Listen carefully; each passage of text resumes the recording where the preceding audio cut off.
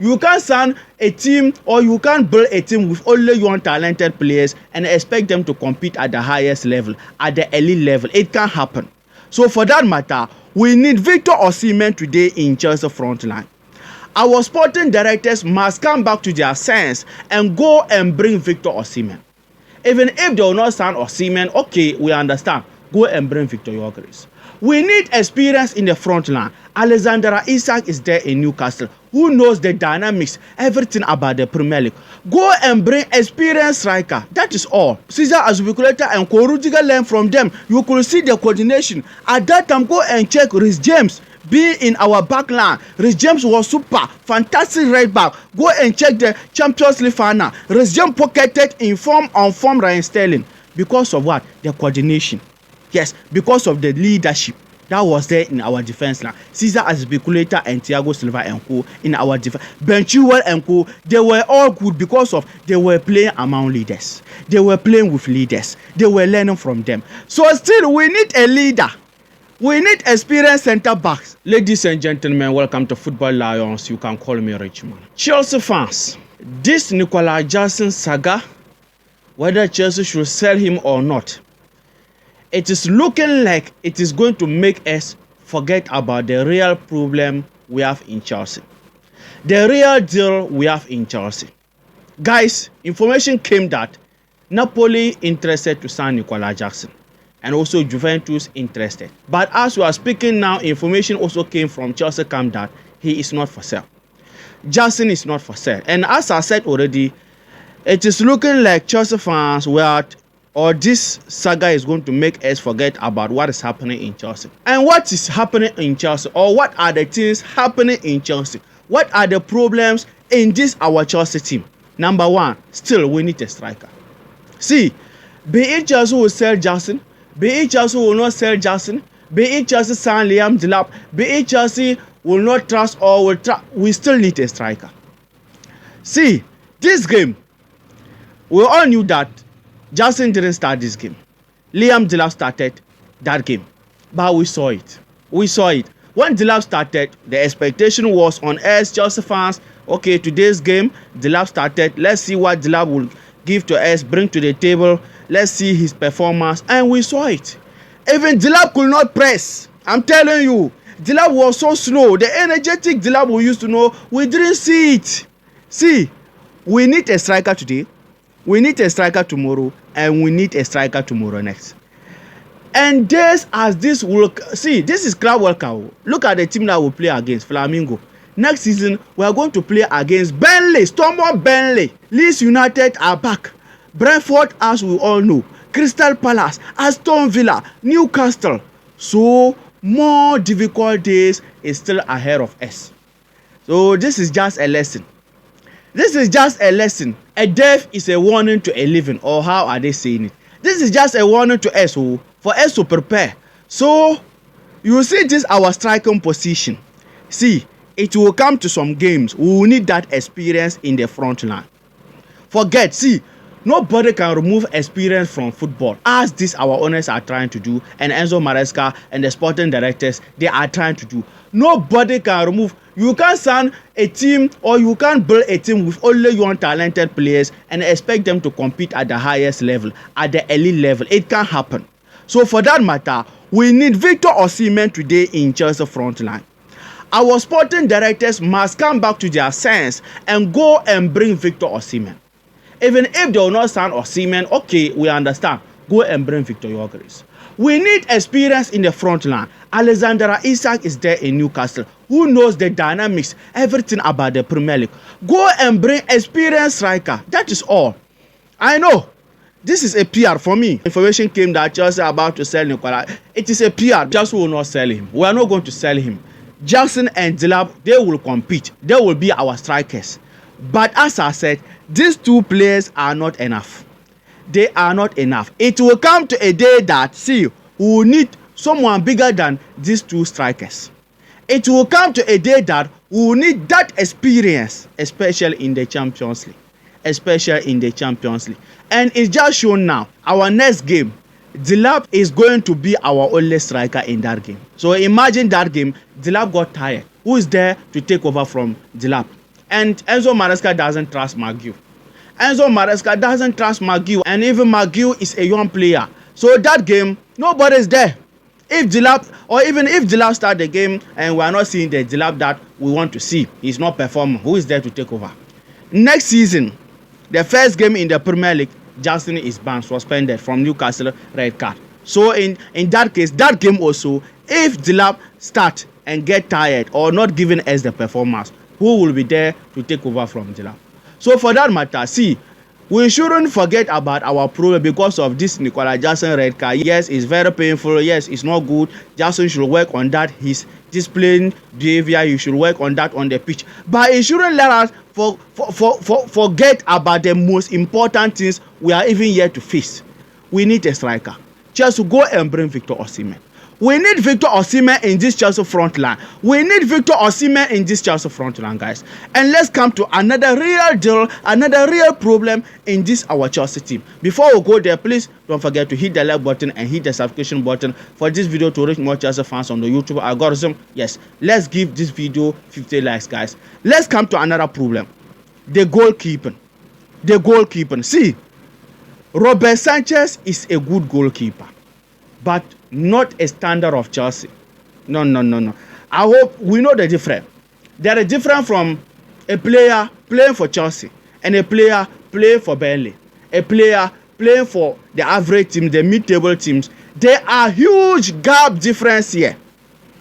Or a player playing for Brighton. You can be a best player in those small clubs, but when you come to the big clubs, it's different ball game. The pressure, the demand, the everything in big club is totally different. So Robert Sanchez is good goalkeeper, but he is not good to be Chelsea goalkeeper. That is the difference here. So we still need a goalkeeper. Whether Chelsea will sell Nicolas Jackson, Chelsea will not sell Nicolas Jackson, Chelsea should want, we still need a goalkeeper. And we should go back to Maguire. Sporting directors, Paul Winstanley, Lawrence Stewart, Todd Bowley, Eric Bailly, the consortium, go back, listen. Don't be arrogant. Listen to Chelsea fans once in your lifetime. Once, just listen from us. The truth and the truth that will save everybody. Go back into the market and bring Mike Maguire. The guy is better than Sanchez. Or Enzo Maresca, throw your arrogance away. Throw that your inexperienced, clueless behavior away. Go and bring Petrovic. Or give a competition to Jorgensen and Robert Sanchez. As we saw this game, that two mistakes he committed. If Enzo Maresca were to be a fair manager, the next game, Jorgensen supposed to start it. The next game, our next game in the Club World Cup, it should be Jorgensen being on our goal post. But Enzo Maresca is not fair. He is not equity. Enzo Maresca is dating Sanchez's sister. I keep on telling you guys, you are not believing me. Enzo Maresca is dating Sanchez's sister. That is why he can't bench him. I'm telling you, Enzo Maresca is dating Sanchez's sister.